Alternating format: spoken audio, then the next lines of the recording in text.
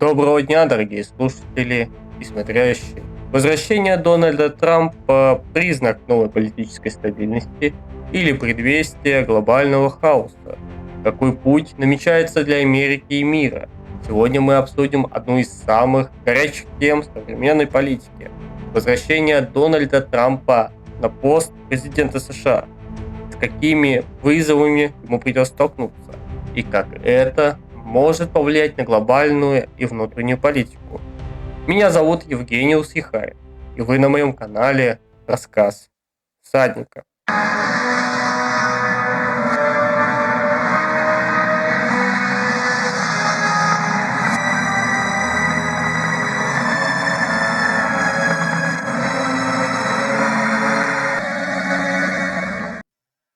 Дональд Трамп – фигура, вызывающая множество эмоций и споров. Уже вступил в должность президента США после своей победы на выборах 2024 года, особенно удивив своей нестандартной предвыборной кампанией и вызвав резонанс своими подходами к внутренней и внешней политике. Его возвращение на пост главы государства стало не просто политическим событием, но и вызовом для США и мира. В этом видео мы рассмотрим его подход к решению глобальных кризисов, от конфликтов в Украине до напряжения вокруг Тайваня. Возможные последствия его внутренней политики для США и мира, роль корпорации в его стратегии, которая может предвещать начало новой эпохи в мировой политике, и почему российская СМИ, делая ставку на Трампа, может оказаться разочарованной.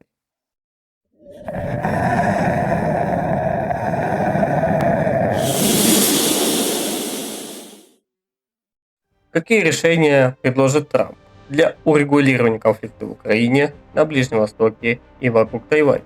Какие стратегии помогут крепить доверие союзникам и противостоять угрозам Ирана? Эти вопросы определяют не только ближайшие годы его президентства, но и будущее глобальной политики. Конфликт в Украине остается одним из крупнейших кризисов нашего времени. Трамп неоднократно заявлял, что он способен закончить конфликт в кратчайшие сроки. Однако на практике это может казаться сложнее, чем обещание. Поддержка Украины против России – ключевая линия американской политики, и отказ от нее подорвет доверие союзников. Например, сокращение военной помощи Киеву могло бы ослабить НАТО, что подтверждает заявление экспертов о важности консолидации альянса. По данным Института стратегических исследований, 68% европейских стран-членов НАТО считают США основным гарантом их безопасности, что делает продолжение поддержки Украины критически важным для доверия союзников. Если США снизит военную поддержку Киева, это может дестабилизировать НАТО и усилить влияние России на европейскую политику. Несмотря на текущую риторику Трампа, его шаги на посту президента могут быть направлены на поддержку Украины. История показывает, что после победы на выборах президента в 2016 году его отношения с Россией были далеко от дружеских. Трамп недавно заявил о намерении закончить конфликт в Украине за 100 дней, но не раскрывает, каким образом он это сделает. Вероятно, в первый месяц его президентства будет сосредоточен на укреплении военного присутствия США в Украине, включая поставки вооружения, таких как систем противовоздушной обороны и разведывательные технологии. Одновременно он может инициировать новые санкции против ключевых секторов российской экономики, включая ограничения на экспорт технологий и сырья. Хотя все может обернуться совсем иначе. Недавно Трамп начал дипломатические контакты с Россией по урегулированию украинского кризиса. И это уже вызвало недовольство у ряда западных союзников. Парадоксально, что при Трампе отношения с Украиной сейчас выглядят хуже, чем когда он только пришел к власти в 2017 году. Он активно поддерживал Киев, в том числе в период президентства Порошенко. Сейчас же возникли дипломатические противоречия, приходящие почти в абсурд. Трамп и Зеленский начали публично оскорблять друг друга, словно пытаясь подняться за счет своего оппонента. Как политологу мне сложно анализировать столь нетипичное поведение со стороны новой администрации США, ведь оно явно отличается от привычной американской политики, к которой мы привыкли за последние 100 лет. В финальной части видео я подробно изложу свою гипотезу о том, какие мотивы могут скрываться за этой странной дипломатией и чем все это может закончиться. А что думаете вы? Действительно ли Трамп способен закончить конфликт в Украине? Тем временем напряжение в Зангезурском коридоре между Арменией и Азербайджаном становится новой горячей точкой. Президент Азербайджана Алиев уже обвиняет правительство Армении в экстремистской идеологии, утверждая, что она представляет угрозу региональной стабильности. Это заявление вызывает тревогу, учитывая исторические прецеденты. Похожие нарративы сейчас используются Азербайджаном, где под предлогом защиты 300 тысяч азербайджанцев, якобы подвергаемых протестению в Армении, может начать вторжение. Такой сценарий не только напоминает предвоенную ситуацию на Украине, но и создает реальную угрозу дестабилизации всего Южного Кавказа. Эскалация конфликта в Зангезурском коридоре приведет к еще больше серьезным последствиям, учитывая возможное вмешательство региональных игроков, таких как Турция и Иран. Турция, будучи ключевым союзником Азербайджана, уже привела свои вооруженные силы в боевую готовность и готовится к активным действиям, если ситуация в регионе выйдет из-под контроля. Это также может повлиять на отношения с Россией, которая формально поддерживает Армению, но в реальности сейчас занимает осторожную позицию. Избегая вооруженного столкновения с Турцией, Трамп может выбрать стратегию, основанную на прагматизме и экономическом давлении. Но сможет ли он предложить свое посредничество для решения территориальных споров? Напряжение на Ближнем Востоке также нарастает, включая обострение отношений между Турцией и Израилем. Израиль готовится к возможной войне с Турцией, рассматривая эту угрозу как потенциально более серьезную, чем вызовы со стороны Ирана. Правительственный израильский комитет отмечает стремление Анкары восстановить свое влияние времен Османской империи, что может привести к конфликту с Израилем. Особую тревогу вызывает возможное сотрудничество Турции с силами Сирии. Премьер-министр Нетаньяху подчеркнул, что Ближний Восток переживает фундаментальные изменения, где новые силы становятся серьезным вызовом, требующим от Израиля готовности к неожиданности. Также Турция активизирует свою риторику в отношении Израиля, указывая на недовольство некоторыми аспектами ближневосточной политики. Причинами являются разногласия по статусу Иерусалима, действия Израиля в секторе Газа и поддержка Турции палестинских организаций. Трамп, вероятно, будет балансировать между поддержкой Израиля и дипломатическими усилиями на Ближнем Востоке, стремясь сдерживать влияние Ирана и поддерживать стабильность в регионе.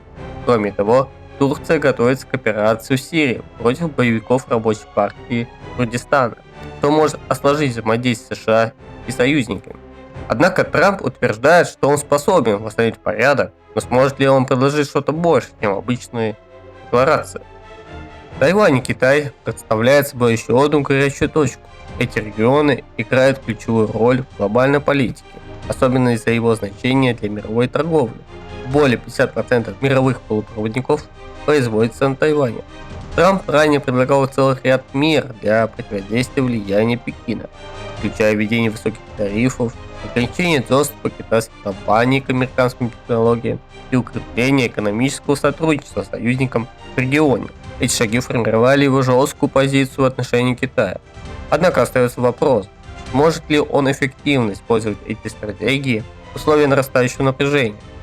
Трамп известен своей жесткой риторикой в адрес Пекина, но сможет ли он удержать США от прямого конфликта с Китаем, если напряжение вокруг Тайваня перерастет в войну? Важным фактором остается поддержка союзников в Азии, таких как Япония и Южная Корея. Трамп, вероятно, увеличит американское военное присутствие на Тайване. Его открытая неприязнь к Китаю повышает вероятность конфликта в этом регионе по сравнению с администрацией Байдена.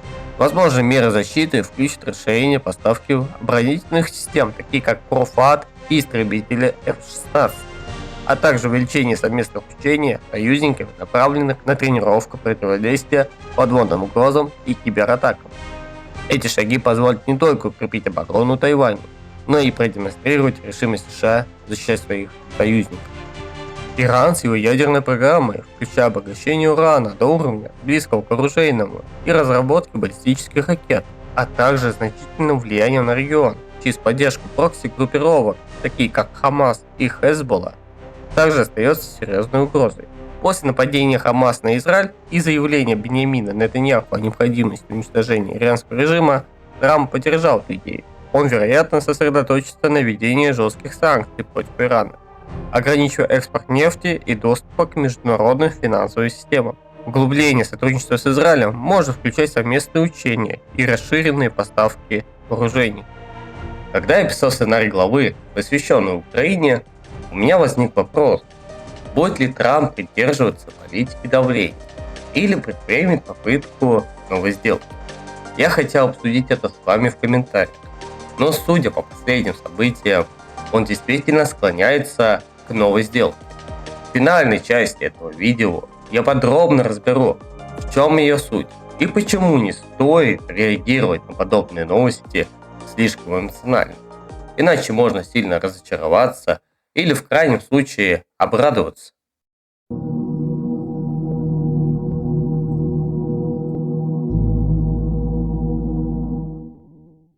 Какую роль играют корпорации в политическом ландшафте современности? Как их влияние могут изменить баланс сил между государствами и частным сектором? В этой главе мы обсудим конкретные примеры, такие как поддержка Трампом Илона Маска и компании, влияющие на национальную безопасность и экономику. Мы также рассмотрим, приведет ли усиление корпораций к трансформации государственных систем в новую форму управления и смогут они сформировать новый политический порядок. На внутреннем фронте Трампа ждут экономические вызовы, рост социальной напряженности и необходимости преодолеть последствия предыдущих конфликтов с медиа и оппонентами. Поддержка таких фигур, как Илон Маск, указывает на возможное усиление роли корпорации в политике. Например, такие компании, как Microsoft, Google, SpaceX, Tesla и Amazon уже играют важную роль в вопросах национальной безопасности, энергетики и технологий. Это вызывает споры о перспективе трансформации государства в корпоратию. Илон Маск уже показывает на практике, что корпорации могут напрямую вмешиваться в политические процессы.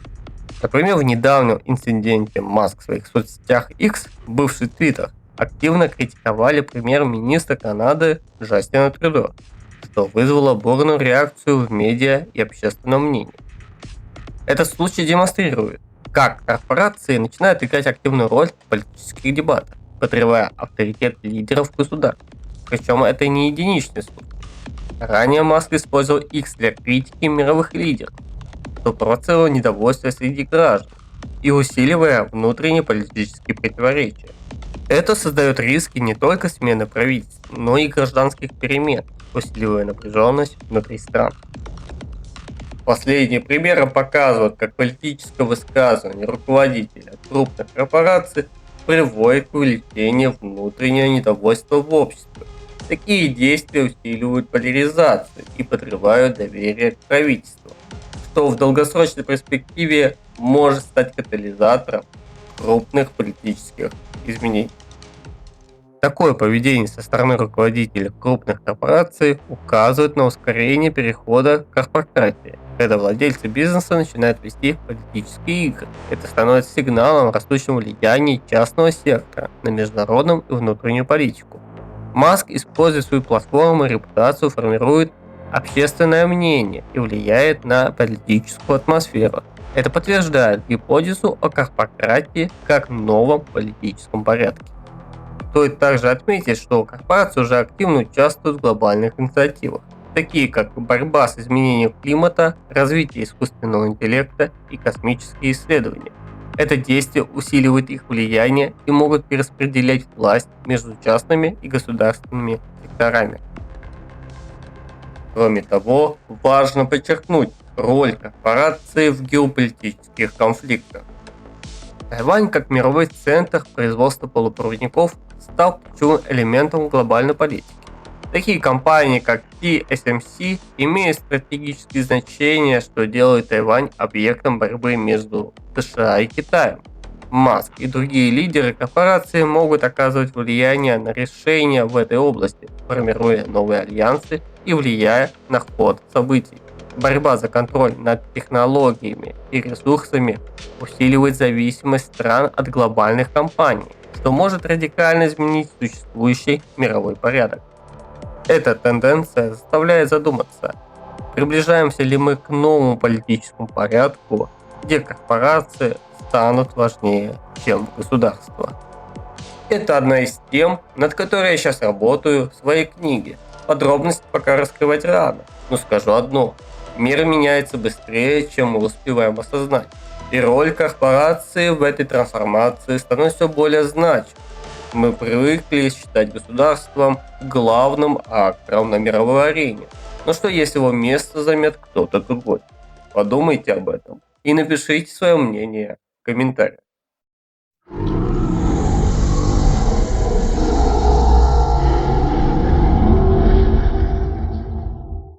Российская СМИ часто рассматривает Трампа как своего кандидата, что подтверждает публикациями в изданиях, такие как «Россия сегодня», где освещает его взгляды на внутреннюю политику США. Например, в выпусках Первого канала нередко акцентируют внимание на его критике американских глобальных обязательств. Для иллюстрации в 2023 году «Россия сегодня» опубликовала статью, восхваляющую Трампа за его высказывания против участия США в НАТО, что вызвало широкий отклик в российских социальных сетях. Но однако все идет совсем иначе. Его заявления, такие как призыв к усилению американской военной мощи или жесткое высказывание о необходимости привлечь Россию к ответственности за действия в Украине, нередко идут вразрез с интересами Москвы. Трамп неоднократно подчеркивал необходимость увеличения оборонного бюджета США, а также поддерживал введение дополнительных санкций против российских олигархов и компаний, что создавали напряженность в отношениях между странами. Эти меры также вызвали активное обсуждение в международных СМИ и критических комментариев в российских государственных изданиях. Например, его акцент на усилении американской военной мощи и конкуренции с Китаем ставит Россию в сложное положение. Кроме того, Трамп не раз заявлял, что Россия должна понести ответственность за действия в Украине. Это создает интересный парадокс. Надежды российской СМИ могут оказаться напрасными.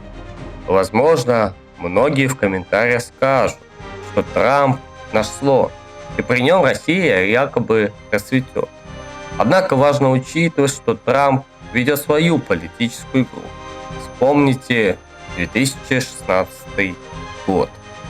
Тогда российская медиа возлагала на него большие надежды, но уже к апрелю 2017 годов он ввел жесткие санкции против России. Именно поэтому сегодня в Кремле скорее осторожно относятся к Трампу. И если он подает сигналы к сближению, в Москве могут ими воспользоваться, но иллюзии практически не питают. Пока у России и США действительно есть несколько пересекающих интересов, однако часть из них принципиально расходятся. Анализируя прошлые события, я вижу повторение логики 2016-17 годов. Вначале громкие ожидания и теплое освещение в российские СМИ, а затем охлаждение и конфронтация. Таким образом, даже если Трамп снова говорит то, что хочет слышать определенная часть российской аудитории, практика показывает, его курс может быстро поменяться и пойти вразрез с надеждами Кремля.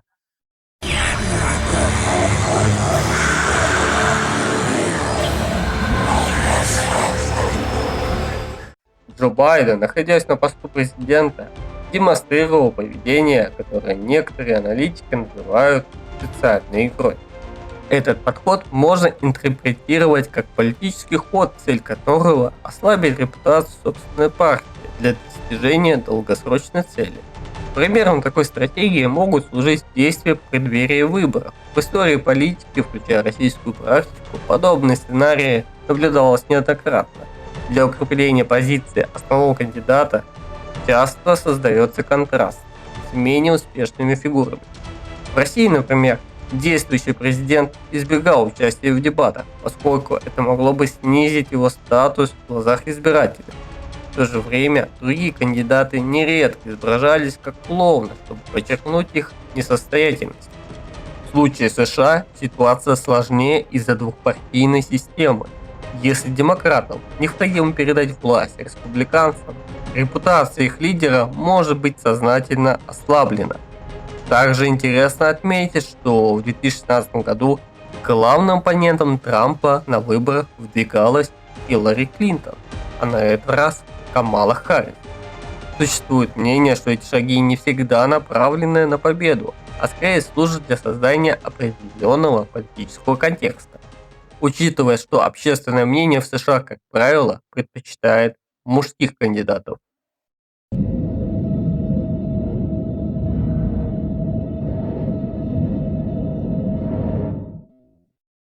Сегодня мы наблюдаем за тем, как история переписывается в реальном времени. Кто же станет автором ее новых страниц? И с какими вызовами и возможностями ждут впереди? Трамп – фигура противоречивая, но неизменно влиятельная. Его возвращение на пост президента может стать переломным моментом в истории США и всего мира. Сможет ли он преодолеть вызовы, которые стоят перед ним? Или его подход приведет к все большему разделению и нестабильности? Еще до своего вступления в должность президента, Дональд Трамп пообещал сделать Гренландию снова великой и отправил туда делегацию во главе со своим сыном. На что Дания ответила изменением герба в знак укрепления своего союза. На фоне возобновленных амбиций США по поводу Гренландии датские власти заявили о намерении вложить 15 миллиардов датских крон в усиление своего военного присутствия в Арктике. Это стало прямым сигналом Трампу, что Копенгаген готов защищать свой суверенитет и северные территории. Одновременно Трамп переименовал Мексиканский залив в Залив Америки и обсуждает возвращение Панамского канала под контроль США, при этом не исключая военной силы.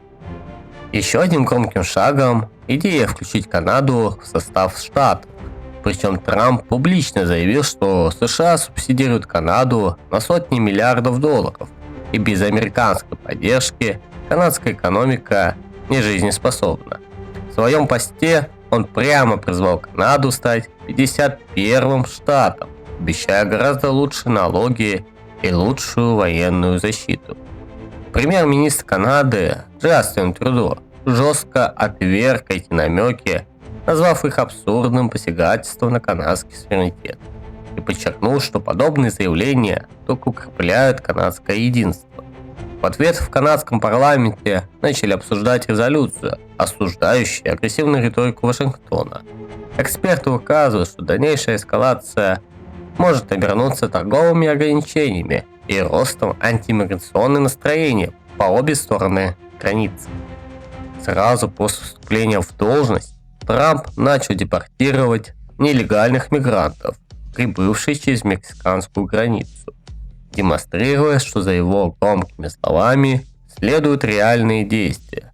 Подобные инициативы порой выглядят абсурдно, указывая на стремление Трампа усилить позицию США и подогревает напряженность в отношениях с оппонентами. Теперь главный вопрос в том, насколько далеко он готов зайти и какие последствия это может иметь для мировой политики.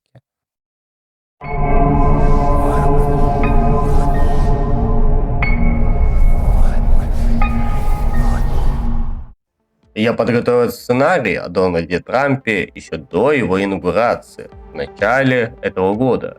Часть моих политологических прогнозов уже сбылось, а часть еще ждет своего часа. Теперь я хочу поделиться конкретикой по последним новостям. Недавно Трамп заявил, что провел успешные переговоры с Россией и Украиной, и что обе стороны якобы готовы к миру.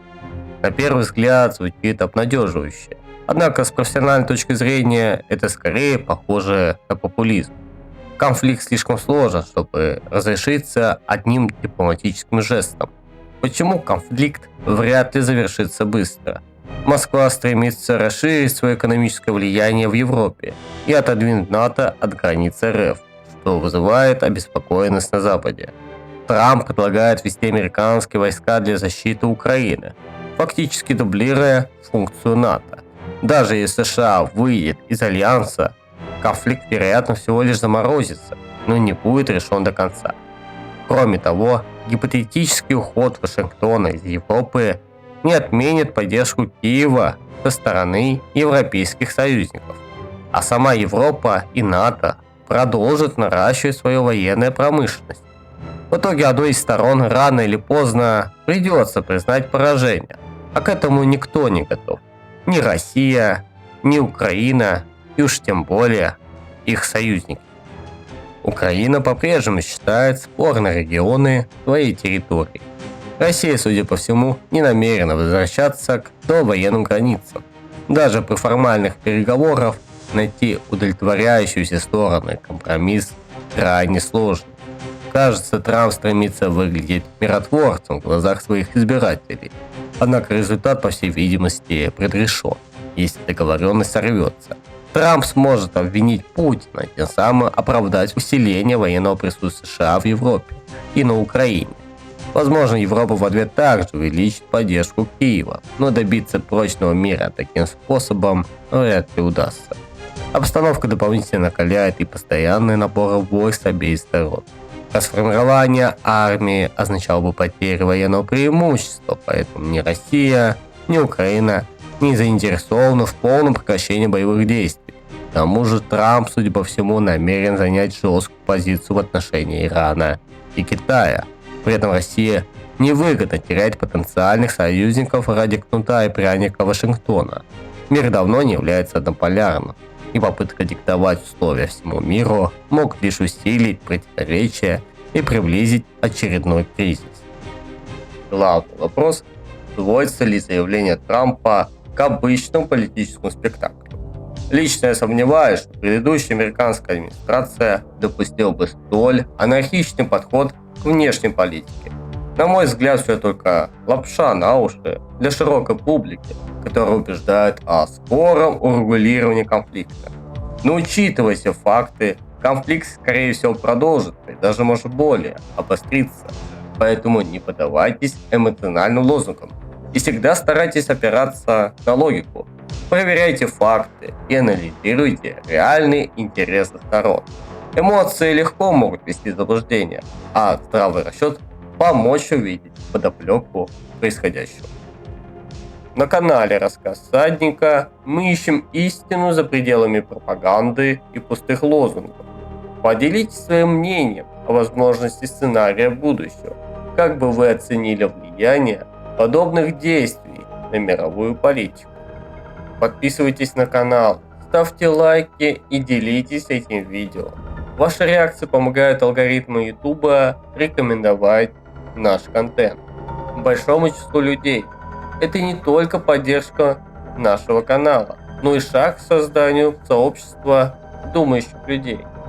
Наш мир состоит из бесконечного цикла, хаоса и порядка, жизни и смерти. И лишь вам решать, жить в колесе сансары или стать свободными.